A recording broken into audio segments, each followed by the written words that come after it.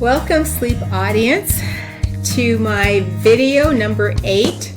So this is the last video that I will be doing, introducing some practical steps to helping you get started on your journey to sleeping again and improving your insomnia symptoms. Okay, some really good material that I'm going to be sharing with you that you'll find very helpful. Again, my name is Valerie Williams. I'm a nurse practitioner, and I currently work as a sleep specialist in a sleep clinic in Southern California.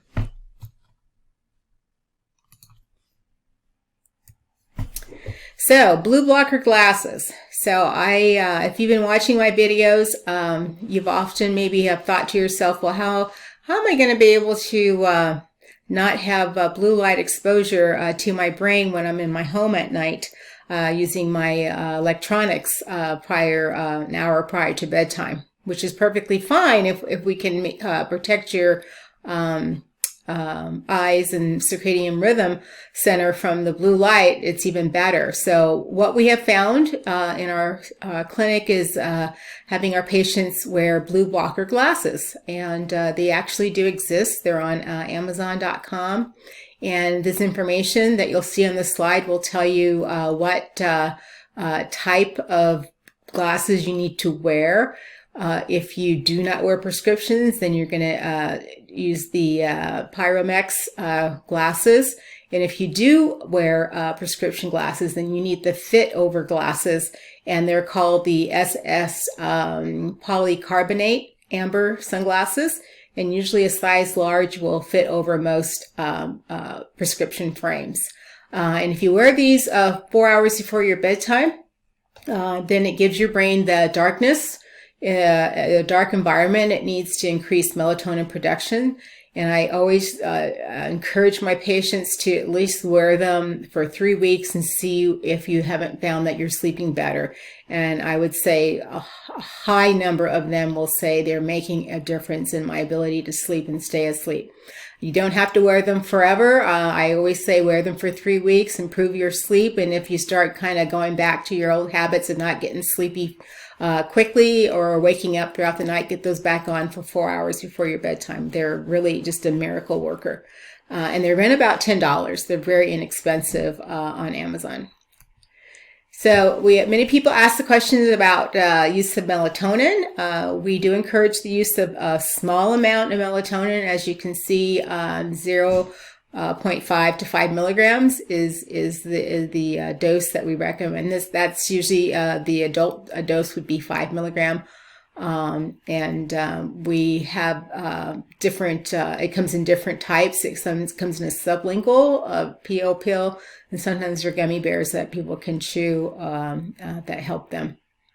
For people who have a delayed sleep, a circadian rhythm, so they're called late sleepers or night owls. You know, they do quite well staying up late, and their brain actually will get sleepy at 1 or 2 versus at 10, and they'll sleep in until 10.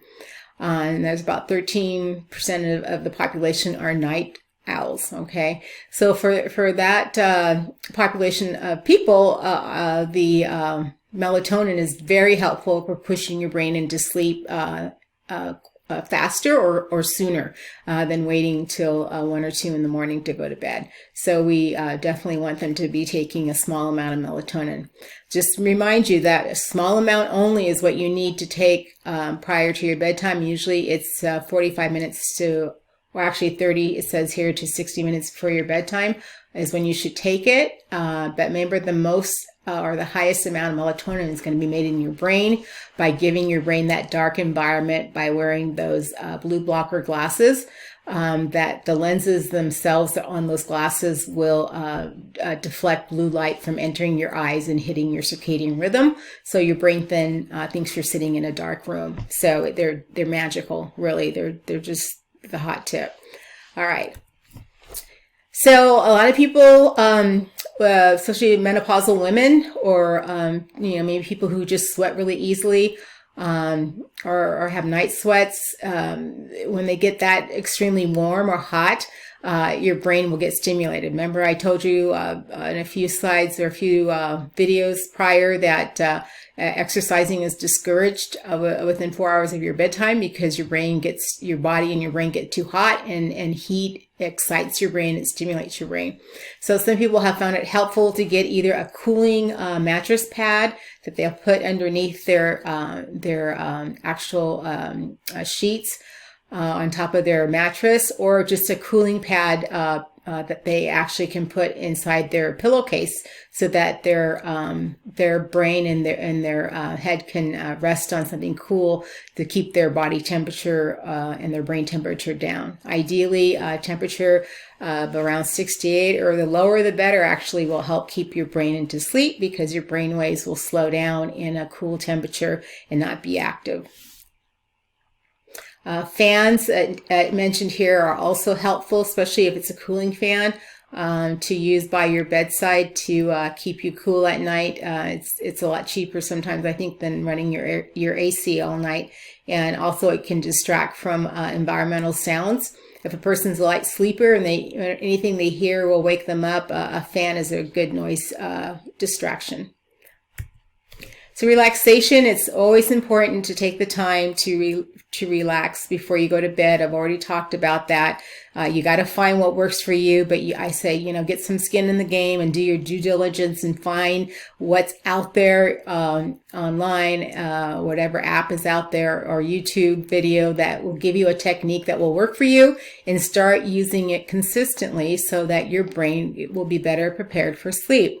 Also make sure you start doing your relaxation techniques in earnest an hour before your bedtime, when you're turning down the lights and turning off your blue light screen exposure, electronics, and getting your brain ready for sleep. Cognitive behavioral therapy, I spoke about the importance of that and how it's the first line of treatment for insomnia. And what it does, it changes your negative the behaviors and anxiety about sleeping into positive behavior after introducing treatments and techniques and actions that will help you be successful sleeping again. So that sleep will no longer be something you're not looking forward to doing, but something that you're successful at doing, and your brain then will sleep easier by not having that anxiety about not sleeping. So what we have found, that there are some free apps out there, and the one that we recommend for our patients is called CBTI Coach, and it is offered by the VA, the Veterans Association. I think Veterans Affairs is what the VA stands for. I'm sorry, I should know that. I'm a veteran, and you can download that, and you can use that and go through the different lessons and the therapy that is available, so that you can start to manage your negative behaviors and thoughts about not sleeping, into turning that around to make you sleep better. Okay. So also there's some online diaries. Some people like to kind of figure out, how they're sleeping and keep track of that. This is a website that you can actually go on and download a sleep diary. It usually will record your sleep for about 2 weeks. They're usually a 2-week diary that you can find. And I just caution people not to get too caught up, though, in the waking up, to record information in your diary, or looking at the clock to know what time it is you woke up. So, you kind of have to put all that aside. And when you wake up in the morning, you can just kind of figure out, what I woke up 2 times or 3 times, or I didn't, and if it was for kind of a short time, then you just note that of less than an hour on your sleep diary in the morning after you wake up. And then you can kind of also see what your sleep pattern is in your brain, what your circadian rhythm sleep cycle is. When you kind of look at it over a 2-week period, it really helps to kind of let you know and make you aware of what your natural sleep cycle is. So sometimes you can adjust your bedtime and your wake time based on what this chart or diary is telling you is your sleep cycle. So this is the last slide, and I just want to make sure people understand that all these techniques and behaviors and tips that I have shared with you in these videos are extremely important in retraining your brain and helping your brain to be able to sleep better. But just to know that it takes 3 to 4 weeks for your brain to learn a new routine, and we strongly advise that you keep repeating these techniques every single night, so the routine then is established in your brain, and your brain will start sleeping better, and it will start knowing that when these actions and behaviors happen, that the next thing is going to happen is sleep. Okay, so y'all, it's been just absolutely wonderful sharing this time with you, and I love what I do. I'm passionate about helping people sleep again, and I encourage you to look at these videos as many times as you need to and apply these techniques to improving your sleep. Okay, until then, continue to be safe and sleep well and thrive. Thank you.